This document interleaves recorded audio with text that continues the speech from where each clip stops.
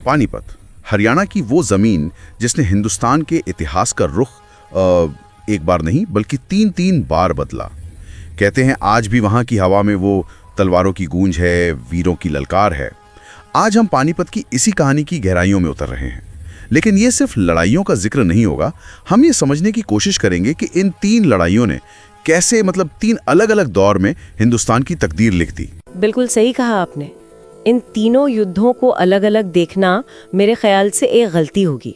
ये एक ही कहानी के 3 अध्याय हैं एक तरह से। अच्छा। पहला युद्ध वो मुगल साम्राज्य की नींव रखता है, दूसरा युद्ध उसी नींव को पत्थर की तरह मजबूत करता है। हाँ। और तीसरा युद्ध एक ऐसा बिखराव पैदा करता है, एक पावर वैक्यूम बना देता है, एक शून्य। हाँ, एक शून्य जिसने अनजाने में ही अंग्रेजों के लिए हिंदुस्तान का दरवाजा पूरी तरह से खोल दिया। तो चलिए कहानी के पहले अध्याय से ही शुरू करते हैं। साल है 1526, पानीपत का पहला युद्ध। उस वक्त दिल्ली सल्तनत हाँप रही थी, अपनी आखिरी सांसें गिन रही थी। बिल्कुल। और सुल्तान इब्राहिम लोधी वो एक ऐसा शासक था जिसकी सेना तो बहुत बड़ी थी, लेकिन उसके अपने ही अमीर उमरा जो नोबल्स थे वो उससे खुश नहीं थे। और दूसरी तरफ हजारों मील दूर काबुल में बैठा था जहीरुद्दीन बाबर, जो हिंदुस्तान को एक उम्मीद की तरह देख रहा था। हाँ, अपनी किस्मत दोबारा लिखने का एक मौका। और यहीं पर शायद दोनों की सोच का फर्क साफ दिखता है। बिल्कुल। देखिए, लोधी के पास संख्या थी, 1 लाख से ज्यादा सैनिक, हजारों हाथी, जबरदस्त ताकत। हाँ, पारंपरिक ताकत। और दूसरी तरफ बाबर की मुट्ठी भर सेना, शायद 10-12 हजार सैनिक ही होंगे बस। लेकिन बाबर के पास वो चीज थी जो लोधी के पास नहीं थी। क्या? नई तकनीक और एक क्रांतिकारी सोच। हाँ, और कहते हैं कि जब बाबर ने अपनी छोटी सी सेना को हिंदुस्तान चलने के लिए कहा तो उसके सरदार वो तो डर गए थे। जाहिर है, लोधी की विशाल सेना का खौफ था। तब बाबर ने कहा था, हिम्मत हारने से सल्तनतें नहीं बनती, जीत ताकत से नहीं तरीके से मिलती है। और वो तरीका वो अपने साथ लेकर आया था। तोपें, बंदूकें और वो तुलुगमा रणनीति। तुलुगमा ये क्या थी? हाँ। ये समझना बहुत जरूरी है। बताएं। ये सिर्फ दुश्मन को किनारों से घेरना नहीं था। नहीं, ये एक साइकोलॉजिकल ट्रैप था। अच्छा। सोचिए, आप एक बड़ी सेना से सामने लड़ रहे हैं और अचानक आपकी पीठ के पीछे से तेज रफ्तार घुड़सवारों का एक तूफान आ जाए तो लगेगा कि हम फंस गए। बिल्कुल। हाँ। भागने का कोई रास्ता नहीं है। ये हिम्मत तोड़ने वाली रणनीति थी। बाबर दुश्मन की सेना को नहीं, उसके दिमाग को पहले हराता था। लड़ाई शुरू होने से पहले ही आधी जीती जा चुकी थी एक तरह से। हाँ। और फिर थी तोपें। हाँ, तोपें। हिंदुस्तान के सुल्तान हाथियों को अपनी सबसे बड़ी ताकत मानते थे, युद्ध के टैंक समझ लीजिए। लेकिन बाबर की तोपों ने इस ताकत को सबसे बड़ी कमजोरी बना दिया। 21 अप्रैल 1526 की सुबह जब तोपों ने पहली बार आग उगली तो उनकी भयानक गड़गड़ाहट ने ही लोधी के हाथियों को पागल कर दिया। वो बिदक कर अपनी ही सेना को रौंदते हुए भागने लगे। तो मैदान में भगदड़ मच गई बुरी तरह। और बस कुछ ही घंटों में खेल खत्म। जब धूल छटी तो इब्राहिम लोधी मैदान में मारा जा चुका था। बाबर ने दिल्ली पर कब्जा किया और हिंदुस्तान में मुगल साम्राज्य का बीज बो दिया। ये सिर्फ एक सल्तनत का अंत नहीं था, ये भारत में युद्ध लड़ने के तरीके का अंत था। तो पानीपत की पहली लड़ाई ने हिंदुस्तान में मुगल सल्तनत का बीज बो दिया, लेकिन ये बीज अभी एक कच्चा पौधा था। बिल्कुल। इसे एक मजबूत पेड़ बनने से पहले एक और बड़े तूफान का सामना करना था। और ठीक 30 साल बाद 1556 में वही मैदान फिर गवाह बना। दूसरा युद्ध। हाँ, हुमायूं की मौत हो चुकी है। 13 साल का अकबर नाम के लिए बादशाह है, पर हुकूमत तो उसका संरक्षक बैरम खां चला रहा है। हाँ, अकबर अभी बच्चा ही था। और इसी उथल पुथल के बीच कहानी में एक ऐसा किरदार आता है जिसके बारे में सोचना भी मुश्किल है। एक नमक बेचने वाला जो दिल्ली का सम्राट बन गया। ये तो फिल्मी कहानी लगती है। हेमचंद्र विक्रमादित्य। हेमू का उदय अपने आप में एक असाधारण घटना है। वो अपनी काबिलियत के दम पर एक के बाद एक 22 लड़ाइयां जीतता है। 22? हाँ, और आखिरकार दिल्ली पर कब्जा कर लेता है। ये मुगलों के लिए सिर्फ एक सैन्य चुनौती नहीं थी, ये उनके वजूद पर सवाल था। सदियों बाद दिल्ली के तख्त पर एक हिंदू सम्राट का बैठना ये इस बात का ऐलान था कि मुगलों की पकड़ अभी बहुत कमजोर है। जाहिर है मुगल खेमे में तो खलबली मच गई होगी। खलबली से भी ज्यादा ज्यादातर मुगल सरदार काबुल वापस भागने की सलाह दे रहे थे कि सब खत्म हो गया। हाँ, उन्हें लगा कि हिंदुस्तान उनके हाथ से निकल गया। लेकिन वो बैरम खान था, अकबर का संरक्षक। हाँ, जिसने अकबर को लड़ने के लिए तैयार किया। उसने कहा, अगर आज हम भागे तो हिंदुस्तान हमें हमेशा के लिए भुला देगा। और फिर 5 नवंबर 1556 को दोनों सेनाएं पानीपत में आमने सामने थीं। हेमू अपने सबसे ताकतवर हाथी हवाई पर सवार था और उसकी सेना मुगलों पर कहर बनकर टूट रही थी। बिल्कुल, युद्ध लगभग हेमू जीत चुका था, उसकी सेना मुगलों के बीच तक घुस चुकी थी। और तभी वो हुआ जिसे इतिहास में किस्मत का खेल कहते हैं। कहीं से एक तीर आया और सीधा हेमू की आंख में जा लगा। लेकिन एक मिनट, क्या ऐसे सिर्फ किस्मत कह सकते हैं? क्या एक तीर सच में एक साम्राज्य बनने से रोक सकता है?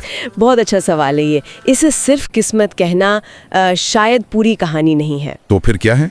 ये उस दौर की युद्ध शैली की एक बहुत बड़ी कमजोरी को भी दिखाता है। कैसी कमजोरी? जहाँ पूरी सेना का मनोबल, पूरी रणनीति सिर्फ एक कमांडर पर टिकी होती थी। मतलब कमांडर गिरा तो सेना बिखर गई। बिल्कुल, जैसे ही हेमू हाथी से नीचे गिरा, उसकी सेना में अफवाह फैल गई कि राजा मारा गया और बस सब भाग खड़े हो। तो ये एक व्यक्ति पर आधारित सिस्टम की हार थी। हाँ, मुगलों ने और बाद में अंग्रेजों ने भी इससे सबक सीखा। उन्होंने एक ज्यादा डिसेंट्रलाइज्ड कमांड स्ट्रक्चर बनाया जो ऐसे एक झटके से टूटता नहीं था। तो हेमू की हार सिर्फ एक तीर से नहीं हुई, वो एक सोच की हार थी और बैरम खान ने इस मौके का पूरा फायदा उठाया। और इस जीत ने अकबर के लिए सब कुछ बदल दिया। सब कुछ। इसने अकबर के डगमगाते शासन को वो चट्टानी मजबूती दी जिसकी उसे सख्त जरूरत थी। और इसी जीत की नींव पर अकबर ने अगले 50 सालों में एक विशाल साम्राज्य खड़ा किया और वो अकबर महान कहलाया।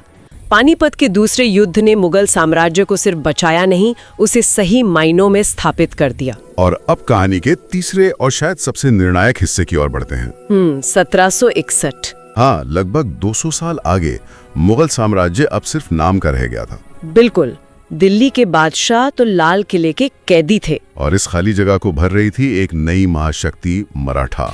उनका भगवा ध्वज अटक से कटक तक लहरा रहा था। बिल्कुल, और उनका आखिरी मकसद था दिल्ली के तख्त पर सीधा नियंत्रण। लेकिन इस सपने के बीच में खड़ा था अफगानिस्तान का शासक अहमद शाह अब्दाली। वो सिर्फ एक लुटेरा नहीं था, बहुत चालाक रणनीतिकार था।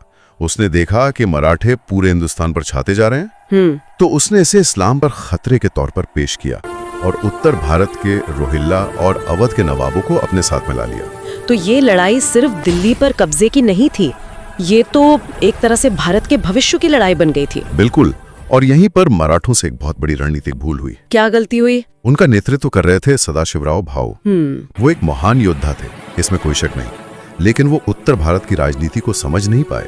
अच्छा, वो जाटों और राजपूतों का समर्थन हासिल नहीं कर सके। नतीजा ये हुआ कि वो अपने ही देश में अजनबी और अकेले पड़ गए। मतलब मराठा सेना उत्तर भारत में फंस गई थी, बुरी तरह फंस गई थी। अब्दाली ने दिल्ली आने वाले सारे रास्ते बंद कर दिए, उनकी सप्लाई लाइन काट दी। महीनों तक मराठा सेना भूखी प्यासी पड़ी रही। उनके घोड़े चारे के बिना मर रहे थे, सैनिक भूख से कमजोर हो रहे थे। ये तो बहुत ही मुश्किल हालात थे। आखिरकार जब बर्दाश्त से बाहर हो गया तो 14 जनवरी 1761 को वो भूखे प्यासे मराठा सैनिक हर हर महादेव का जयघोष करते हुए अपनी जिंदगी की आखिरी लड़ाई लड़ने के लिए मैदान में कूद पड़े। उस दिन के बारे में सोचकर ही रोंगटे खड़े हो जाते हैं। एक तरफ एक थकी और भूखी सेना और दूसरी तरफ ताजा दम अब्दाली की फौज। युद्ध बहुत भयानक था। एक पल तो ऐसा लगा कि मराठों का जोश और ब्रवाडो जीत जाएगा, लेकिन तभी पेशवा के बेटे विश्वासराव को एक गोली लगी और वो मारे गए। ओह नहीं। अपने भतीजे को मारता देख सदाशिवराव भाऊ अपना आपा खो बैठे और हाथी से उतरकर एक आम सैनिक की तरह दुश्मन की भीड़ में घुस गए और लड़ते लड़ते शहीद हो गए। और इसके साथ ही मराठों का सपना भी उसी मैदान में दफन हो गया। हाँ, लेकिन कहानी यहाँ खत्म नहीं होती। अच्छा। अब्दाली जीता जरूर, पर उसकी अपनी सेना भी तबाह हो गई थी। वो इतना बड़ा नुकसान उठाकर वापस अफगानिस्तान लौट गया और फिर कभी भारत नहीं आया। तो फिर जीता कौन? यही तो सबसे जरूरी सवाल है। उस एक दिन पानीपत के मैदान पर भारत की दो सबसे बड़ी ताकतें, मुगल जो पहले से कमजोर थे और मराठा, दोनों ही एक तरह से खत्म हो गईं। तो मैदान में एक जबरदस्त खालीपन आ गया, एक पावर वैक्यूम। और यही इस लड़ाई का सबसे दूरगामी नतीजा है। इस लड़ाई ने सिर्फ मराठों को नहीं तोड़ा, इसने भारतीय शक्तियों के बीच आपसी भरोसे को भी खत्म कर दिया। और इस बिखराव और आपसी दुश्मनी का फायदा उठाने के लिए कोई और तैयार बैठा था। एक तीसरी ताकत, ईस्ट इंडिया कंपनी, पूरी तरह से तैयार बैठी थी। उन्होंने एक खालीपन नहीं भरा, उन्होंने एक टूटे हुए घर पर कब्जा किया। बिल्कुल, पानीपत की तीसरी लड़ाई ने अनजाने में ही भारत में ब्रिटिश राज की नींव रख दी। आज जब हम पानीपत जाते हैं तो एक शांत साधारण सा शहर लगता है।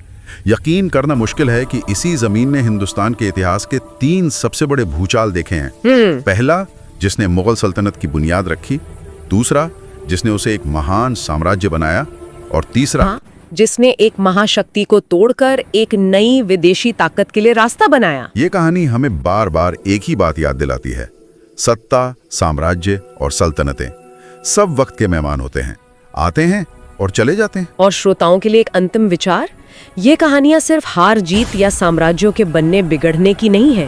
ये हमें बताती हैं कि मुश्किल वक्त में लिए गए फैसले, नई तकनीक को अपनाने की हिम्मत और अपने ही लोगों का भरोसा ना जीत पाने की कीमत क्या होती है। सही बात है। पानीपत की मिट्टी में दफन ये कहानियां सिर्फ इतिहास नहीं है, ये भविष्य के लिए सबक है जो आज भी उतनी ही प्रासंगिक है।